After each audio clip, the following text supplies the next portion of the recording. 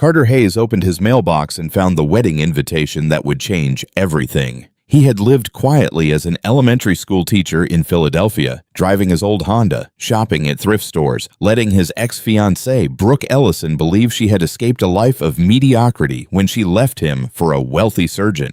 The invitation was ornate and expensive, but it was the handwritten note that made his hands shake. "Carter, I wanted you to see what my life has become. I know this might be hard for you, poor thing, but maybe it will inspire you to finally make something of yourself." She had no idea he was worth $18 million. She had no idea the struggling teacher she had mocked owned the educational software company that made him a fortune. 2 hours before her vineyard ceremony in Napa Valley, Carter's private jet touched down on the tarmac. As his Rolls-Royce pulled up to the estate entrance and he stepped out in a custom Tom Ford tuxedo, Brooke's face went white. What happened next would destroy her perfect narrative, expose her calculated betrayal, and prove that the biggest mistake of her life was inviting the man she had underestimated. But in that moment, watching her champagne glass tremble in her hand, Carter knew everything was about to change. Before we jump into the story, comment where in the world you are watching from and subscribe, because the next story is one you need to hear. The late afternoon sun slanted through the windows of room 502 at Franklin Elementary School in Philadelphia. Carter Hayes moved between clusters of desks, his tall frame bending down to help students with their math problems. The classroom showed signs of creative problem solving. Cardboard geometry shapes hung from the ceiling, and motivational posters made from recycled materials decorated the walls. "Mr. Hayes, I got it." Emma beamed, holding up her worksheet.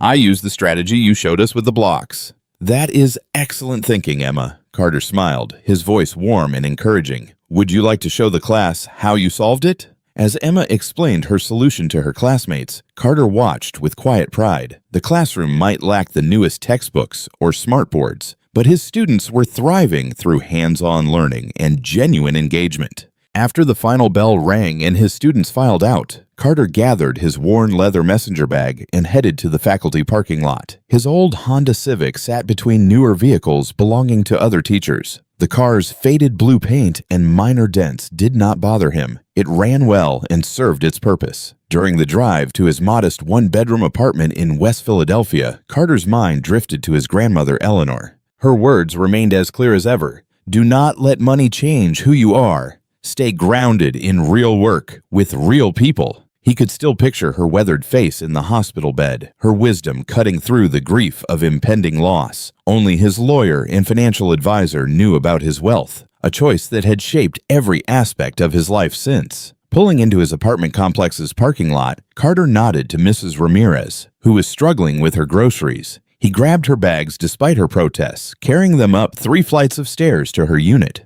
"You are too kind, Mr. Hayes," she said, "always helping everyone." Inside his own apartment, Carter changed out of his work clothes into comfortable jeans and a t-shirt from the thrift store. The space was small but tidy, furnished with second-hand pieces chosen with care. On his desk sat a framed photo of his grandmother, Eleanor. His phone buzzed. An email from his financial advisor about another anonymous donation. This time it was $12,000 for young Tommy Ramirez's diabetes treatment. The boy's family had been struggling since his diagnosis, and Carter had overheard his mother crying in the school office about medical bills. Settling onto his worn couch, Carter allowed himself a moment of reflection about Brooke Ellison. Their breakup had hurt, not because he still wanted her, but because of what it revealed about her character. A man without drive. She had called him, her voice dripping with disappointment. "I need someone who can give me the life I deserve." 2 months later, she was dating Dr. Spencer Harrington, posting photos from exotic vacations and charity galas. Sometimes, usually late at night, Carter questioned whether hiding his wealth had been the right choice. Was it truly about honoring his grandmother's wishes, or was it about protecting himself from people like Brooke? Maybe both were true. The thought followed him downstairs to check his mailbox. Bills, flyers, and then something different. An ornate cream-colored envelope with gold lettering caught his eye. Inside was an elaborate wedding invitation, but what made his stomach tighten was the handwritten note that fell out. "Carter, I wanted you to see what my life has become. Spencer gives me everything I deserve. I know this might be hard for you, poor thing, but I would love for you to come celebrate with us. It might inspire you to finally make something of yourself. Bring a date if you can find someone willing. B. The paper was thick, expensive. Her handwriting was as precise and calculated as ever. Carter stood there in the lobby, the invitation heavy in his hands, letting the familiar feelings of disappointment and frustration wash over him. Not because her words hurt, they did not anymore, but because she remained exactly who she had always been. Someone who measured life's worth in dollar signs and status symbols. He tucked the invitation back into its envelope, thinking about how tomorrow he would help his students build solar system models from recycled materials, how he would probably give Marcus another granola bar because he often came to school hungry, how he would continue living exactly as his grandmother had taught him with purpose, integrity, and genuine care for others. The wealth sitting in his accounts did not define him. The lives he touched in his classroom and community did. That was something Brooke had never understood and probably never would. That evening, Carter sat at his small kitchen table, the wedding invitation spread before him under the warm light of his pendant lamp. He read Brooke's note again, each condescending word stirring a mixture of hurt and anger that he had not felt since their breakup. "Poor thing," he muttered, shaking his head. The casual cruelty of her words felt like a slap. Even after their breakup, she still saw him as someone to be pitied, or worse, someone to be used as an object lesson in her narrative of trading up in life. Opening his laptop, Carter began researching Dr. Spencer Harrington. The surgeon's Instagram feed was a carefully curated display of wealth. Designer watches, luxury cars, vacation photos in exotic locations. Professional photos showed him in an upscale medical office wearing expensive suits, always perfectly posed. But as Carter dug deeper, cracks in the facade began to appear. A local business news article mentioned Spencer's practice was facing financial restructuring. Court records revealed 3 pending malpractice lawsuits. The luxury cars in his photos, all leased, according to records Carter found. The beautiful house Spencer posed in front of, mortgaged to the hilt with 2 refinances in the past year. "Everything is leveraged," Carter whispered, piecing it together. "It is all for show." The discovery should have made him feel better, but instead, it just deepened his unease. Brooke had left him for another illusion, another carefully constructed image of success. But something about the timing nagged at him. Getting up from the table, Carter went to his bedroom closet. On the top shelf, behind some old textbooks, sat a box of photos and mementos from his relationship with Brooke. He had not looked at them since the breakup, but tonight felt different. As he sorted through the photos, a small leather-bound book fell from between some folders. He recognized it immediately. Brooke's journal. She must have left it behind when she moved out. Carter had always respected her privacy during their relationship, never reading her personal writings. But now, with her cruel note lying on his kitchen table, he opened the journal. The entries started from their final year together. At first, they were mundane observations about their life, but then the tone changed dramatically. Another dinner at Carter's favorite cheap Italian place. He thinks it is charming. I think it is pathetic. I cannot keep living like this. Started going to medical conferences and charity galas on my own. That is where the real men are. Men with ambition, men who can give me what I deserve. Carter is sweet, but useless. He is my placeholder until I find someone who can actually afford the life I want. Carter's hands tightened on the journal. He kept reading. Met an interesting surgeon at tonight's gala. Spencer Harrington. He noticed my Hermes scarf. Thank God for credit cards. Need to position myself to run into him again. Spencer took the bait. Surgeon, 6 figures, everything I need. His practice seems successful, and he knows all the right people. Just need to time the exit from Carter perfectly. Cannot seem too cruel. Need to keep the moral high ground. The entries continued, detailing her calculated pursuit of Spencer, her strategic planning of their chance encounters, even her rehearsed breakup speech to Carter. Every moment he had thought was genuine had been orchestrated. Every tear she had shed had been planned. Lisa is helping me coordinate the Spencer situation. She knows his schedule, where he hangs out. I have started dressing differently when I know I will see him. Carter does not even notice. He is too busy with his precious students. His dedication to teaching would be admirable if it was not so limiting. I deserve more than a life of discount stores and budgeting. The hurt Carter had felt earlier transformed into something colder. Clearer, this was not just about Brooke leaving him for someone wealthier. It was about her meticulously plotting his replacement while playing the role of loving fiancé. Every kiss, every I love you, every shared moment during those final months had been a lie. He closed the journal and looked at the wedding invitation again. Her condescending note now read differently, not just cruel, but deeply ironic. She had orchestrated this entire situation from their breakup to this invitation, believing she was the one in control of the narrative. Carter reached for his phone and scrolled to a contact he had not called in some time. Darius Mitchell, his college roommate, who was now a successful entertainment attorney in L.A. Darius was one of the few people who knew about his wealth, who had questioned his choice to live so modestly. Taking a deep breath, Carter pressed call.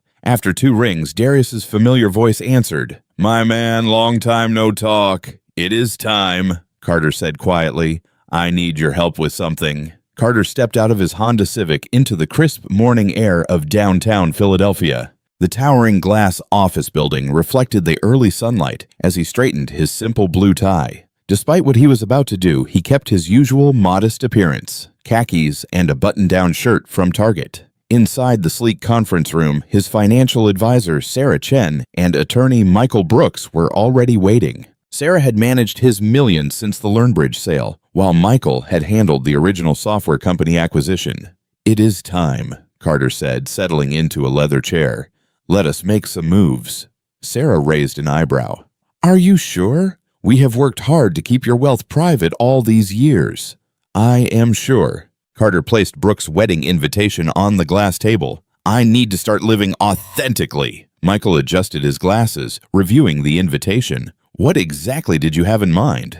"I want to make strategic moves that will make my wealth more visible, but tastefully. Nothing flashy or desperate." Carter leaned forward. "I have honored my grandmother's wish to stay grounded. Now, I need to honor myself." For the next hour, they mapped out a plan. Sarah would begin shifting some investments into more visible ventures. Michael would handle the paperwork for a private jet rental and coordinate with the Vineyard Estate in Napa Valley. During a coffee break, Carter stepped out to call Darius. His old college roommate picked up on the first ring. "Carter, what is up, man? Haven't heard from you in a minute."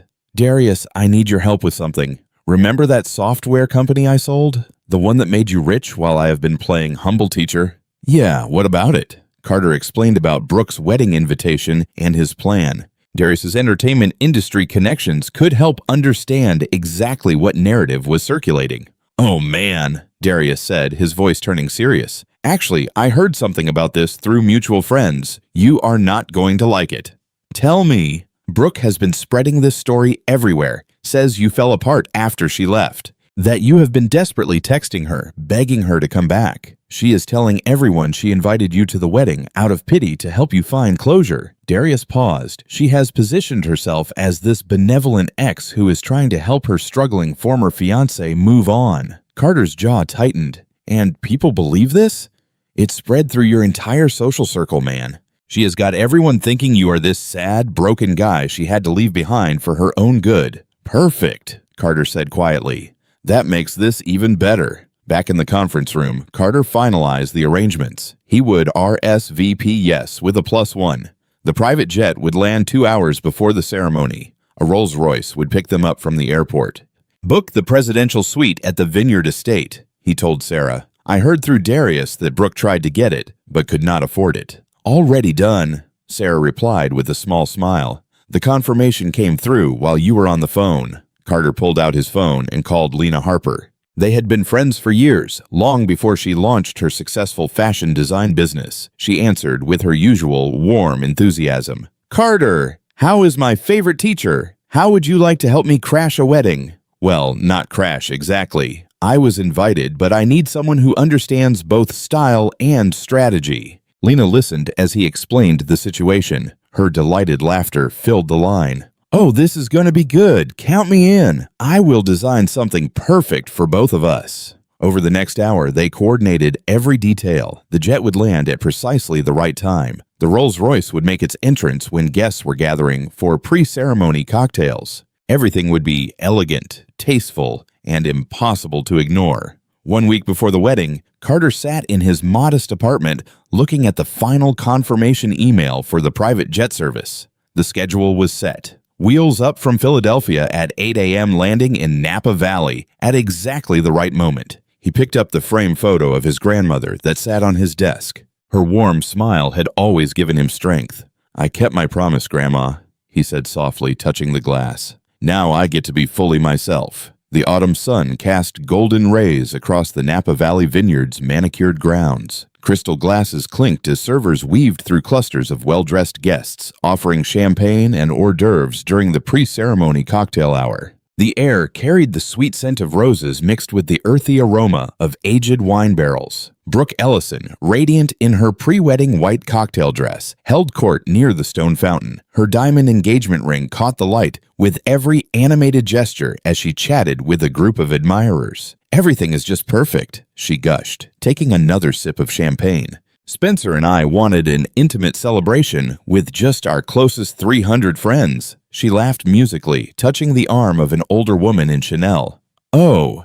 Brooke's eyes widened with practiced concern. "My poor ex is coming today. Carter, the teacher I used to date. I hope he is doing okay. He took our breakup so hard." She lowered her voice conspiratorially. "I invited him to show there are no hard feelings. Maybe seeing all this will inspire him to finally do something with his life." The guests nodded sympathetically, completely bought into her narrative of benevolent ex-fiancé. Brooke basked in their approval, adjusting her perfectly styled hair. A murmur rippled through the crowd as several guests checked their phones. "Did you hear about the private jet that just landed?" Someone whispered. "Must be one of Spencer's doctor friends." "No, I heard it was someone from Silicon Valley." Another guest responded. Brooke waved away the gossip with a manicured hand. "As long as they are not late for my ceremony, everything is timed perfectly." She turned back to describing the hand-painted Italian tiles in the vineyard's bridal suite. The sound of tires on gravel drew everyone's attention to the estate's circular drive. A gleaming black Rolls-Royce Phantom pulled up to the entrance, its polished surface reflecting the surrounding topiaries and rose gardens. The driver, in crisp black livery, opened the rear door with practiced precision. A tall, handsome man in an impeccably tailored Tom Ford tuxedo stepped out, a Rolex Daytona glinting on his wrist. He turned to offer his hand to his companion, a stunning woman in a breathtaking designer gown that seemed to float around her. Gasps rippled through the crowd as recognition dawned. "Is that Carter?" Someone whispered loudly. Brooke's champagne glass froze halfway to her lips. Her face cycled through expressions: confusion as she spotted the luxury car, disbelief as she recognized her ex-fiancé, and, finally, horror as she processed his transformed appearance. Spencer appeared at her side, his bow tie slightly crooked. "Who is that?" he asked, frowning at the commotion. That is Carter." Brooke barely whispered, her voice trembling like the champagne in her unsteady hand. Marcus, who had attended college with both Carter and Brooke, broke away from the crowd and approached the new arrivals. "Man, is that your jet on the tarmac?" Carter smiled warmly, his calm confidence filling the space around him. "It is. Hope we are not late." The cocktail hour's carefully orchestrated mingling dissolved as guests gravitated toward Carter and his stunning companion. Questions flew from all directions. "What do you do now? When did this happen? Are you still teaching?" Carter answered each question with genuine humility, his hand resting lightly on Lena's back. "I developed some educational software years ago," he explained, "but I have kept teaching because I love it, not because I had to. My grandmother always taught me that what you do matters more than what you have." Each response landed like a quiet rebuke to Brooke's values, though he never mentioned her name. His genuine warmth drew people in, creating an orbit of attention that pulled guests away from the bride's carefully curated spotlight. "The Learn Bridge platform, that was you?" a guest asked incredulously. "My kid's school uses that." "We try to keep it affordable for schools," Carter replied modestly. "Education should be about opportunity, not profit margins." Across the courtyard, Brooke stood frozen, her champagne glass trembling visibly now. She watched as her wedding guests clustered around her poor ex, their backs turned to her. Every carefully constructed narrative she had built about Carter's lack of ambition, about his supposed depression after their breakup, about her magnanimous pity invitation crumbled in the face of his quiet success. Her perfect wedding day narrative had collapsed before the ceremony even began. Rachel hovered at the edge of the cocktail hour, fidgeting with her champagne glass. Her maid of honor dress, a soft blush silk that Brooke had chosen, suddenly felt too tight. When she finally caught Carter's eye, she gestured subtly toward a quiet corner of the vineyard where gnarled old vines created a private alcove. Carter excused himself from the group of admiring guests and followed her, his movements unhurried and confident. The afternoon sun filtered through the grape leaves, creating dappled shadows on his perfectly tailored tuxedo. "I need to tell you something," Rachel said, her voice trembling slightly. She had been rehearsing this conversation in her head since Carter's dramatic arrival. "I am so sorry, Carter. I helped her. I helped Brooke plan everything with Spencer." Carter remained silent, his expression neutral but attentive. Rachel rushed to continue, the words tumbling out like water from a broken dam. "She made me help her track his schedule, when he would be at certain medical conferences, which charity galas he attended, even his favorite restaurants and golf clubs." Rachel's hands shook as she spoke. She pursued him like it was a military campaign. Nothing was accidental. Those chance meetings, all planned. Every single one. "I see," Carter said quietly, his calm demeanor making Rachel feel even more guilty. "Last week, when she was addressing your invitation, Rachel swallowed hard. She called it her power move. She literally said, 'I want Carter to watch me marry money and realize what he lost.' Those were her exact words." Carter's jaw tightened slightly, the first crack in his composed facade. "Go on. There is more," Rachel continued, glancing around to ensure they were not overheard. "She has been telling Spencer that you are obsessed with her, that you have been constantly texting her, trying to get her back. She has painted this picture of you as this desperate ex who cannot let go." Without a word, Carter pulled out his phone and opened his message history. He handed it to Rachel, who scrolled through, her eyes widening. There was not a single message to Brooke in the time since their breakup. "Oh, God," Rachel whispered, handing the phone back. "I knew she was lying, but seeing it, I am so sorry, Carter. I should have said something sooner. If you need anything, if you want me to tell people the truth."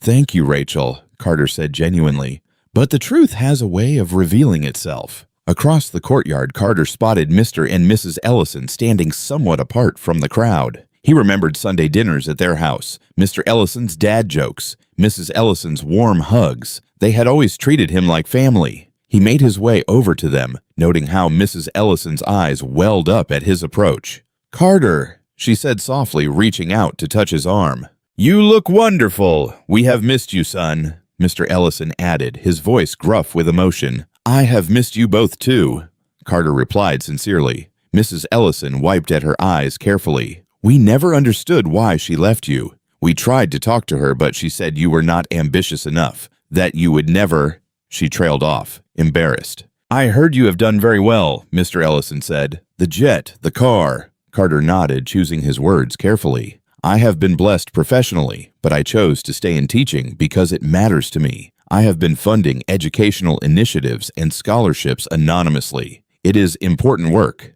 Mr. Ellison's eyes widened as understanding dawned. "You had money the whole time, even when you were with Brooke?" "Yes," Carter confirmed quietly. "I believe in people loving me for who I am, not what I have." Mrs. Ellison pressed her hand to her mouth, the full weight of her daughter's shallow choices hitting her. Before she could respond, a flash of white appeared in their peripheral vision. Brooke rushed toward them, her wedding dress rustling, anxiety clear beneath her forced smile. She grabbed Carter's arm with more force than necessary. "Carter," she said too loudly, her fingers digging into his sleeve. "Let us catch up privately." Brooke's manicured nails dug into Carter's arm as she practically dragged him toward a private stone terrace. Cascading vines draped over the railing, offering a picturesque view of the sun-drenched vineyard below. The moment they were out of earshot from the other guests, her smile vanished like morning dew under harsh sunlight. "What the hell are you doing here dressed like that?" she hissed, her perfectly made-up face contorting with anger. "Where did you get this money? Did you rent everything just to embarrass me?" Carter stood relaxed, hands in his pockets, maintaining the same calm demeanor he used when handling difficult parent conferences at school. "You invited me, remember?" he said softly. "I came to celebrate your happiness. Do not give me that." Brooke's voice cracked as she struggled to keep her volume down. "You had money this whole time? All those years I complained about your Honda, your tiny apartment, shopping at thrift stores. She paced the terrace, her white dress swishing against the stone floor. You made me look like a fool. I left you because I thought you were going nowhere. No, Carter replied, his voice steady but firm. You left me because you judged me by what was in my wallet, not what was in my heart. I am the same man I always was, the same teacher, the same person who loved you despite your constant dissatisfaction. Brooke's hands trembled as she gripped the stone railing. Does Spencer know? Are you going to tell people? Her eyes darted toward the cocktail hour, where guests were still buzzing about Carter's arrival. This is my wedding day, Carter. I am not here to ruin anything, he said, maintaining eye contact. I am here because you invited me. You wanted me to see your life. Well, I am seeing it. You are enjoying this, are you not? She accused, her voice bitter. Showing up in your fancy jet, that ridiculous car, that watch that probably cost more than my first year's salary. I am not enjoying your discomfort, Brooke,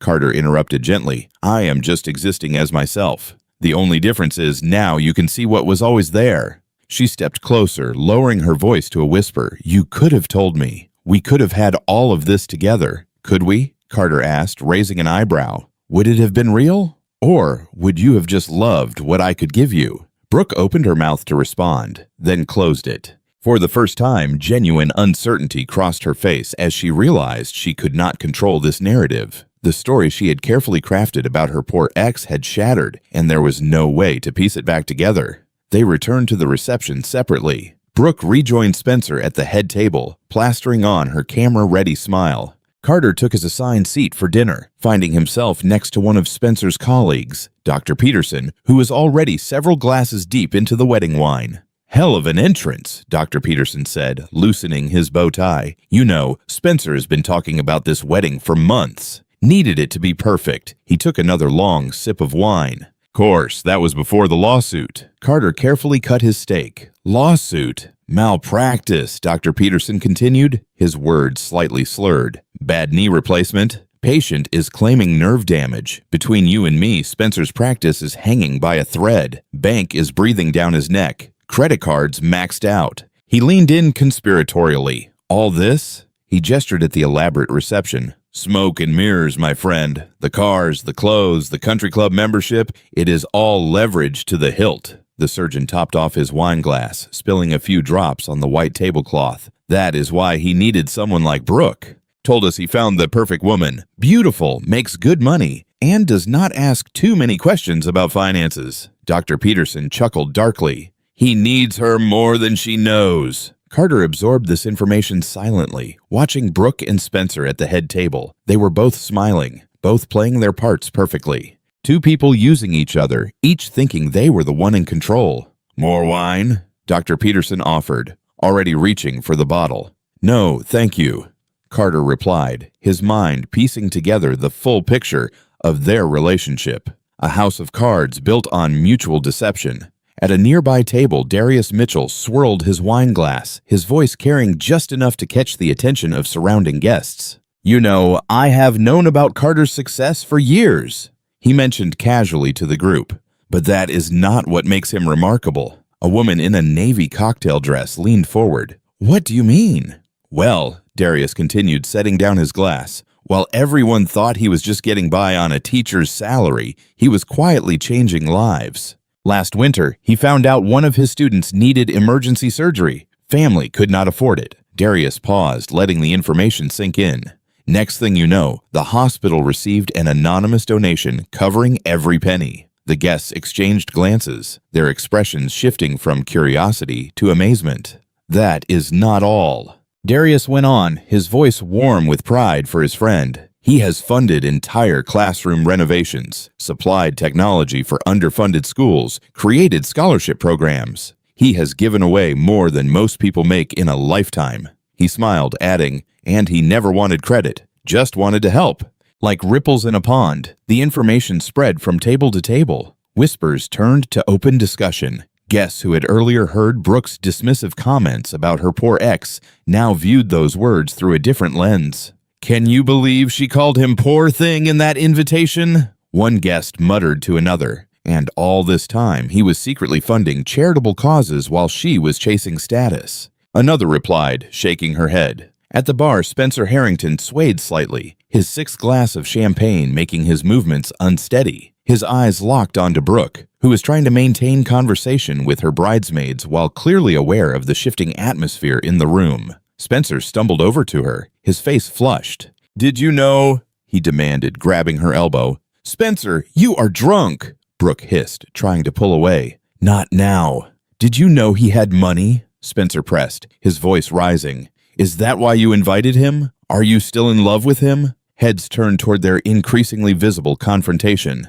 Brooke plastered on a smile, but her eyes flashed with panic. "You are being ridiculous. Let us discuss this later." "Later?" Spencer laughed bitterly. "Like how you will later explain why you never mentioned dating a millionaire." The wedding coordinator nervously approached, suggesting it was time for toasts. Brooke practically pushed Spencer toward his seat, desperate to maintain some semblance of normalcy. As planned speakers delivered their rehearsed messages, Brooke's brother David stood up, champagne in hand. He glanced at his prepared notes, then set them aside.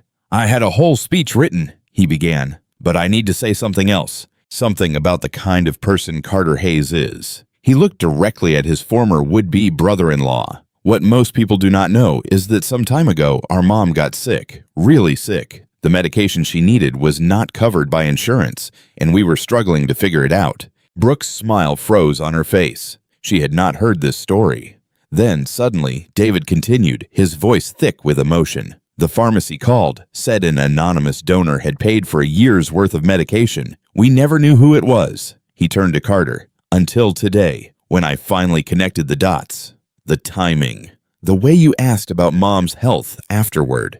The room fell silent. All eyes moved between Carter, who sat quietly with his usual calm demeanor, and Brooke, who looked like she had been struck. "You helped save our mother," David said firmly. "And you never said a word, never asked for recognition, never used it to," he glanced at his sister, "prove anything to anyone." Glasses raised throughout the room. To Carter, someone called out. The toast spread, voices joining in appreciation for the quiet teacher who had touched so many lives without seeking praise. At the head table, Brooke sat motionless, her champagne untouched. Beside her, Spencer stared at his new wife with dawning comprehension, seeing for the first time how little he truly knew about her, and about the man she had deemed not good enough. Between them, the elaborate wedding cake stood on its display, its white fondant gleaming under the reception light. Like everything else about this wedding, it was chosen to impress, to project an image. And, like everything else about this day, it remained untouched as the carefully constructed facade crumbled around it. Sunlight streamed through the presidential suite's windows as Carter packed his overnight bag. Lena emerged from the bathroom, wrapping a silk scarf around her hair. Their quiet morning routine was interrupted by frantic knocking at the door. "Carter, I know you are in there!"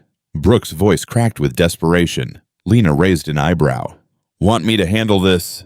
"No, it is okay." Carter squeezed her hand. "I will deal with it." When he opened the door, Brooke nearly fell forward. Her wedding makeup was smeared, mascara trails staining her cheeks.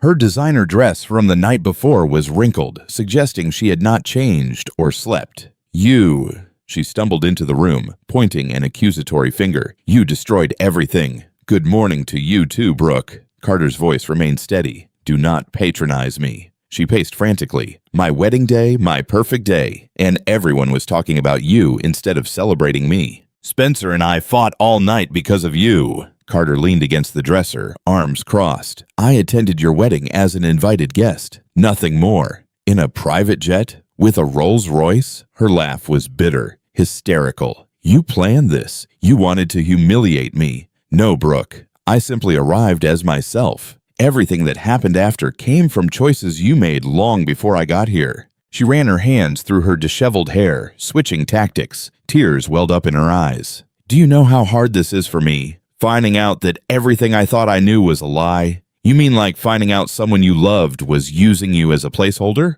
The words hit their mark. Brooke's expression shifted, her voice softening. She moved closer to Carter. "We could have had all of this together. The lifestyle, the status, everything I wanted." She reached for his arm. "Why did you not tell me about the money?" Carter stepped back, maintaining distance. "Because I needed to know you loved me, not what I could buy you. And you showed me exactly who you were. That is not fair. I did not know." That is exactly my point. Carter walked to his suitcase and pulled out a familiar leather-bound notebook. But I know everything now. Brooke's face drained of color. My journal. Found it some time ago in that box you left behind. Every calculated move, every strategy session. He opened to a marked page. Should I read your words back to you? Do not. Carter is sweet, but useless. He is my placeholder until I find someone who can actually afford the life I want. He closed the journal. You planned to leave me all along. You hunted Spencer like a target. Brooke sank into a nearby chair, her facade crumbling completely. Are you going to tell him? Are you going to show him the journal? Her voice quivered. Are you going to ruin my marriage? Lena, who had been quietly observing, shook her head in disbelief at Brooke's continued self-absorption. Your marriage will succeed or fail based on the foundation you have built together, Carter said. That has nothing to do with me, but I hope, for your sake, that you actually love him. Of course I love him, but her voice lacked conviction. Do you? Or do you love what you thought he could give you?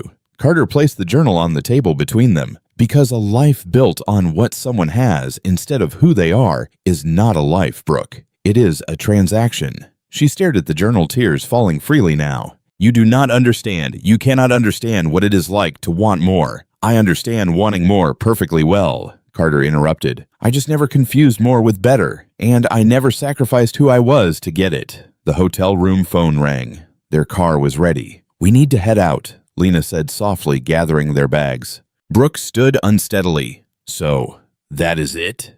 You show up, blow up my life, and just leave? You blew up your own life, Brooke. I just declined to keep playing the role you assigned me. Carter picked up his bag. I wish you well. I really do. They walked past her to the door. Brooke grabbed the doorframe for support, her knuckles white as she watched them head toward the elevator. Her carefully constructed world had shattered, leaving her alone in a hallway with mascara-stained cheeks and the weight of her choices pressing down on her shoulders. 2 weeks after the wedding, Carter sat at his desk, grading papers when his phone buzzed. A message from Rachel appeared. You need to see this. He opened the email, his red pen hovering over a student's math worksheet. Everything is falling apart here, Rachel's message began. Spencer found Brooke's journal yesterday. She left it behind in her panic after talking to you. He read everything. All her plans, her calculated pursuit of him, how she researched his schedule and orchestrated their accidental meetings. He is devastated, Carter, not just hurt,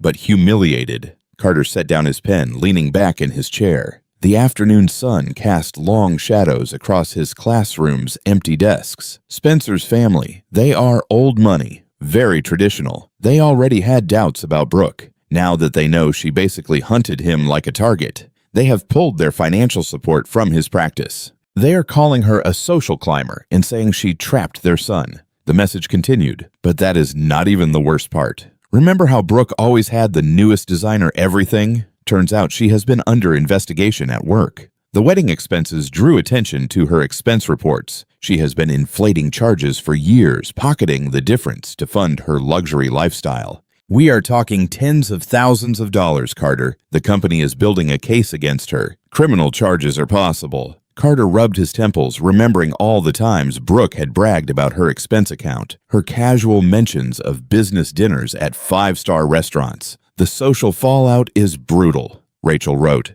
Half the wedding guests have quietly unfriended her on social media. No one is returning her calls. Everyone is talking about how she tried to humiliate her poor ex, who turned out to be this secret millionaire who funds scholarships and helps families in need. The contrast as well, it is not good for her. His phone buzzed again. Another paragraph appeared. Her parents are taking it especially hard. Your conversation with them at the wedding really hit home. Mrs. Ellison called me crying yesterday. She said they raised her better than this. They are barely speaking to Brooke now. Mr. Ellison said he does not recognize the person his daughter became. Carter stood, walking to his classroom window. Outside, kids played basketball during recess, their laughter floating up to the third floor. She built a house of cards. Rachel's message concluded.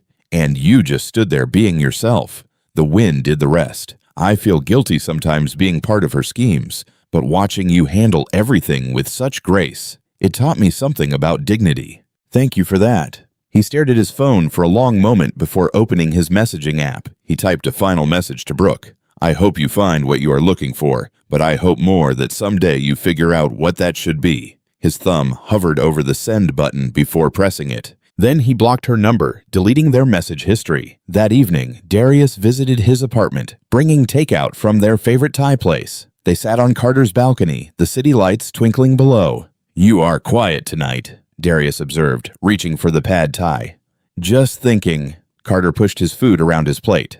"Was I wrong to hide the money all those years? Was it really about honoring Grandma Eleanor's wish, or was I just protecting myself?" Darius set down his fork.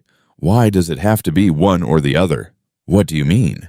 "Look, your grandmother wanted you to stay grounded, to know your worth beyond your bank account. That is real. But after watching your parents' friends change when the money came, after seeing how it affected their relationships, maybe protecting yourself was not such a bad instinct." Carter considered this, remembering how his parents' social circle had transformed after his father's business success, how quickly genuine connections had turned transactional. "Both things can be true," Darius continued. "You honored your grandmother's wisdom and protected yourself from people who would have valued your wallet more than your character. The question is, what now?" "Now."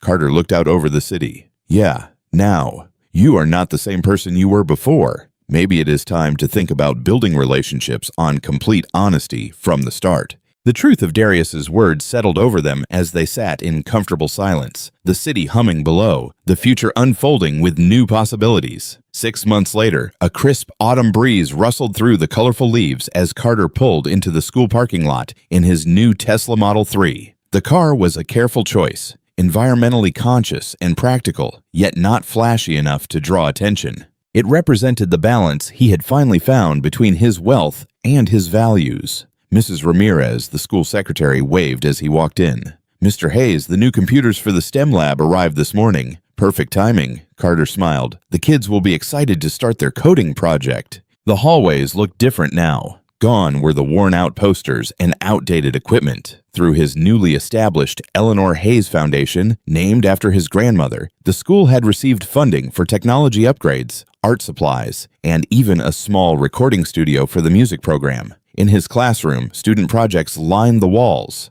Not just their work, but their dreams put to paper. A board displayed college acceptance letters from his former students, many of whom had received scholarships through his foundation. He had finally found a way to merge his two worlds without compromising either. His phone buzzed with a message from Lena. "Do not forget dinner with the education board tonight. Wearing that blue tie I got you." Their relationship had evolved naturally after the wedding incident. Weekly coffee meetups turned into long conversations about their shared passion for education and community building. Now, 6 months later, they were partners in every sense. She even helped design the study spaces in his new brownstone in Fairmount. The brownstone had become more than just his home. Every Tuesday and Thursday afternoon, students gathered there for mentoring sessions. The spacious kitchen island became a homework spot. The living room transformed into a discussion space where kids talked about their college dreams and career goals. Between classes, Carter checked his email and found an invitation to speak at next month's Education Innovation Conference.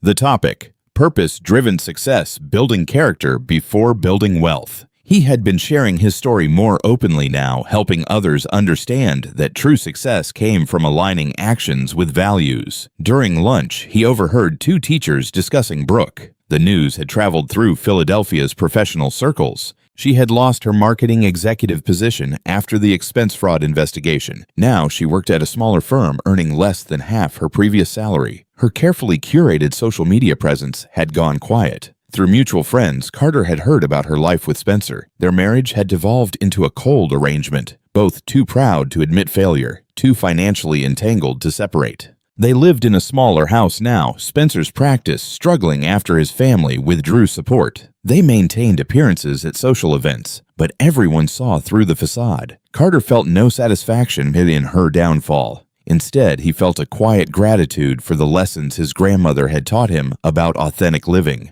After school, he found an elegant cream envelope in his mailbox. Inside was a wedding invitation from Maria Santos, his former student, Tommy's older sister. She had been one of the first recipients of his anonymous scholarship fund some time ago, which had helped her attend nursing school. The invitation included a handwritten note. "Mr. Hayes, you changed my life and never asked for credit. Your secret support helped me become a nurse, and now I am marrying a wonderful pediatrician I met at the hospital. I would be honored if you would celebrate with us." Carter smiled, remembering the quiet way he had arranged the scholarship through the school's administration back then. Now he could attend the wedding as himself. No secrets, no hidden identity. He drove to the local post office, where his Tesla drew barely a glance. Inside, he filled out the RSVP card, booking a regular commercial flight and making a note to shop for a thoughtful gift at a local store. Some habits of humility were worth keeping. As he dropped the RSVP in the mailbox, he caught his reflection in the window. The same dedicated teacher he had always been, but now living without the weight of secrets. His grandmother's voice echoed in his memory. "Success is not about what you have. It is about who you are when you have it." "I kept my promise, Grandma," he whispered to his reflection, "and I stayed me." Standing there, Carter understood the truth that had guided him all along. Some people spend their lives chasing what they think they deserve. He had learned the secret. Deserve what you chase. I hope you enjoyed that one. Be sure to like the video and subscribe so you do not miss the next story. I have picked out 2 more for you that I think you will really like.